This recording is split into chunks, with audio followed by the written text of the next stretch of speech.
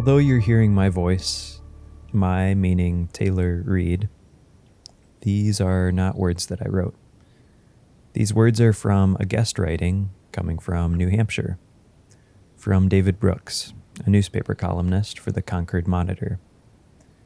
If you'd like to find more of his writings, you can look up Concord Monitor Granite Geek.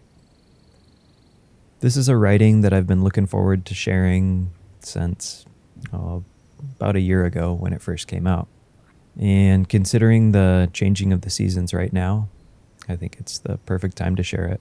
And I'm deeply grateful for David for letting us do that. This is Hooray for a Really Inefficient Way to Reduce People's Energy Use by David Brooks. The couch in my living room is against an outside wall right under a window. I have spent 3 decades trying to eliminate the draft against the back of my neck when I sit there. Window dressers might have an answer. Better than that, they go about it in an interesting, if inefficient, manner. The volunteer-based program, which started in Maine, expanded to Vermont, and easing into New Hampshire, creates pine frames wrapped on each side with sealed, clear polyolefin film that can be inserted into leaky windows. Consider it a portable storm window, one of many ways that people can make themselves more comfortable without having to spend more on heating or air conditioning. The group sells them and donates many as well. That's all well and good, but the world is full of ways to reduce window drafts. What I like about window dressers is how they make them, and apparently I'm not alone. People like the process as much as the product, says Allison Pouliot, window dressers program manager for Vermont in western New Hampshire. Customers sign up paying between $35 and $84 depending on the size and type of insert. Volunteers come out and measure the windows.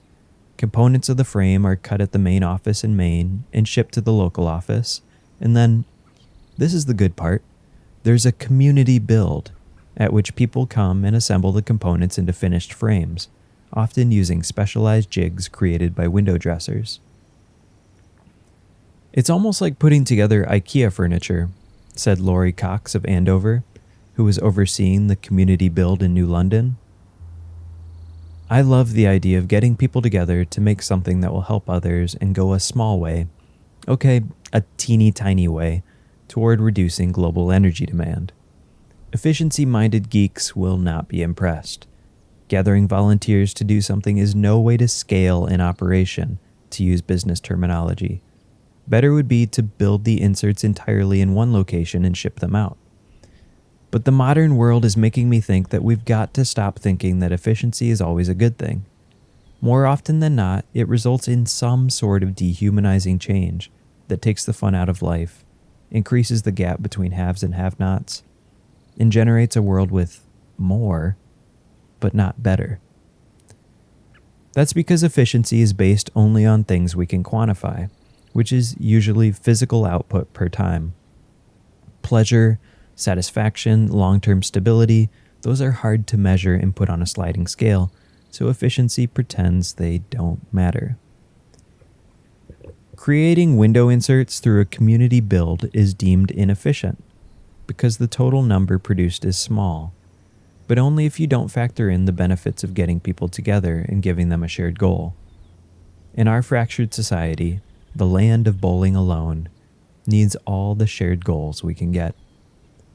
That's why everybody is so fascinated by Amish barn raising, where family, friends, and neighbors gathered together to build a barn. It's not efficient, very low throughput numbers, but it shows that they enjoy deep connections with other people, which many of us are missing in life. The process of window dressers feels like a small Amish barn raising. I don't think it's a coincidence that it was born in a church. The Universalist Church of Rockland, Maine, designed the inserts to fix leaky windows in its sanctuary, and then some parishioners wanted their own. Eventually, a parishioner on Alsborough Island, off Rockland, came up with the idea of doing it through community builds.